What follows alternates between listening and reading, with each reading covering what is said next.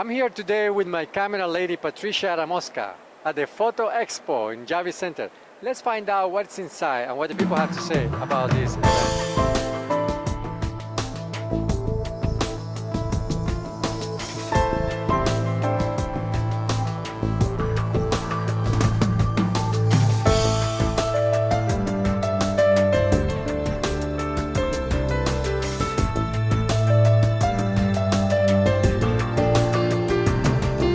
Tell me overall your experience at the Expo.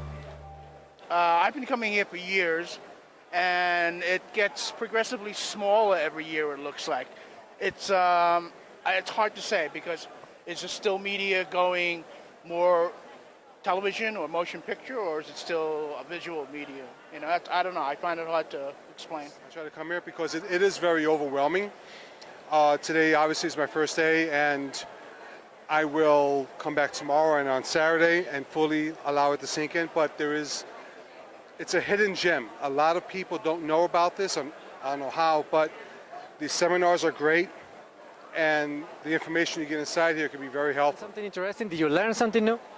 I think that the speeches by the photographers who are very gifted inspires you to become a better photographer, and the equipment is unbelievable. You find out all the new things. Maybe you won't buy them, but you see what's available, and in printing and in papers, it's just a learning experience. Take out of the Expo. How do you like it? I love it. I'm like geeking out. There's so much to look at, but too many people. It wasn't really something I thought about until the expo, so I think that's really good. It was really like insightful, and I found it amazing. I had a lot of fun. I'm just happy to see, like, we don't have a lot of photography stores left. Well, you have them here in New York, but in Baltimore we really only have ones, and they don't carry a lot of things. What do you think about the Expo here in New York this year? I always enjoy it. I enjoy it every year. I've been coming for 25 years already. So. And this year, what do you found that caught your attention, that really impressed you? What I've noticed this year and in recent years, there are free lectures right on the floor with people like Eric Miola, who's appearing later. These are master photographers. People outside of the field might not know them. But just like you know Darryl Strawberry or Alex Rodriguez, we know these people. Jay Mizell was here, master photographer, signing a free poster. So I like that we get to hear some of the best and brightest and most talented and giving us lectures. It's a delight. A lot of the photographers, they always told each and every one of the audience members to actually go out there and take pictures and everything like that, which I thought was pretty cool. It gets you into that mindset that you really should try to take photos and things like that. But I thought it was great. Do you guys saw something that caught your attention, that really impressed you? I liked a lot of the cameras. They were very good with explaining how they worked and everything, anything that you needed. I noticed a lot of hover drone cameras that are proliferating the market, and also I find that they're also using a lot of motion capture, which they're translating to probably television medium. Give me a second to think about it. There's a lot. I think the last guy who spoke in Nikon is a nature photographer, and I'm jealous. I'd like to be him. One thing.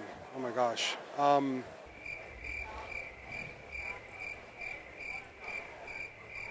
trying to think of the best, right? You want the best? It's not one specific thing. It's like I like being able to see, like physically touch and hold the things that I've been looking at online and get new ideas and see them in person rather than be like, well, I think I kind of like that, and like I can't tell unless I buy it.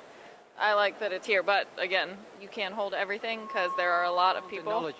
The drones are really cool. I saw those, the ones that like fly with the cameras on them and everything. They're like really good quality.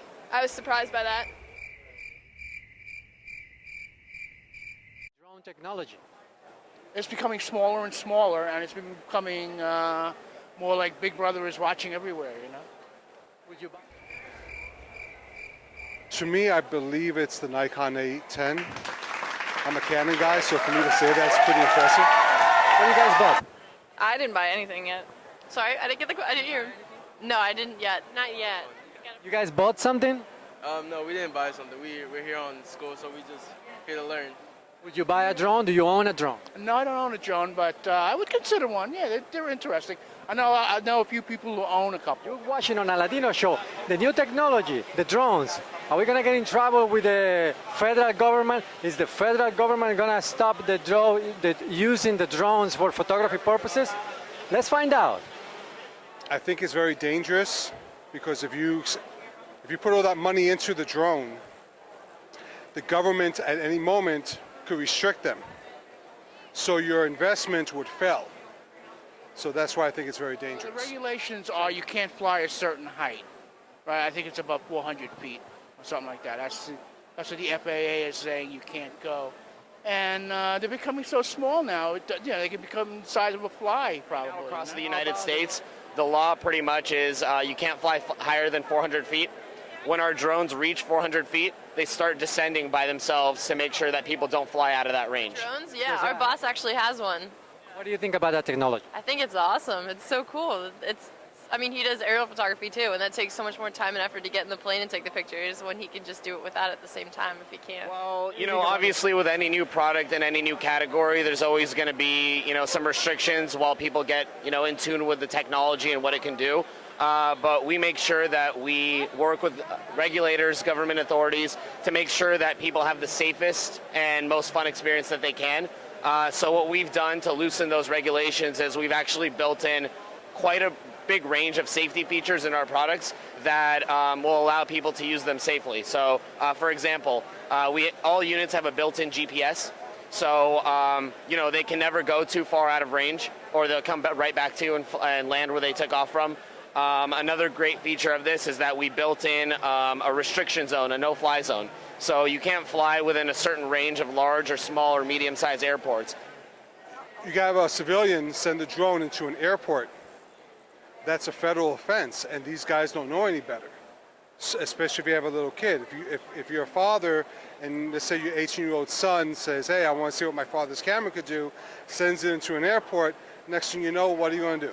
I don't really know much about that. I mean, I think if it's used for its right intended purpose, everybody should be fine. You mean the camera's hanging from the drone? It's here. If it's used, for art, I have no problem with it. There's photographers who fly in small planes or helicopters and take beautiful, beautiful pictures. There's the other side. I don't want to get too political. So what we're doing now is we're actually compiling a lot of data internally on each local authority, by state, by region, by country, to show you where you can and cannot fly.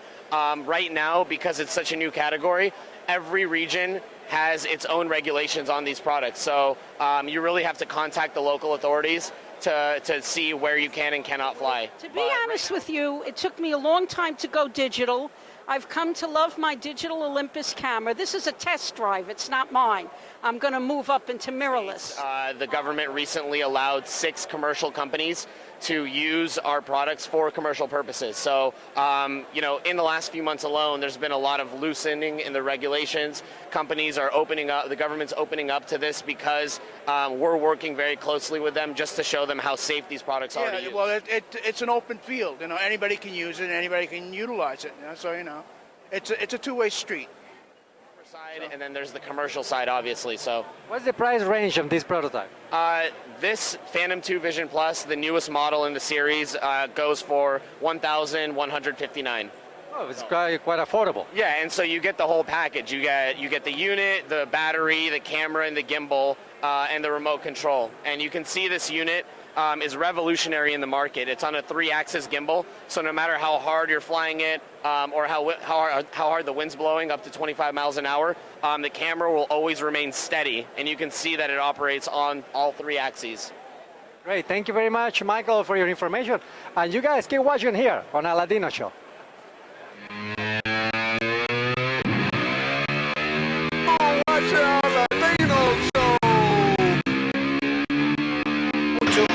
Mucho amor. Good to see you. Get your ass beat. Best people in the house. So, I have to be here.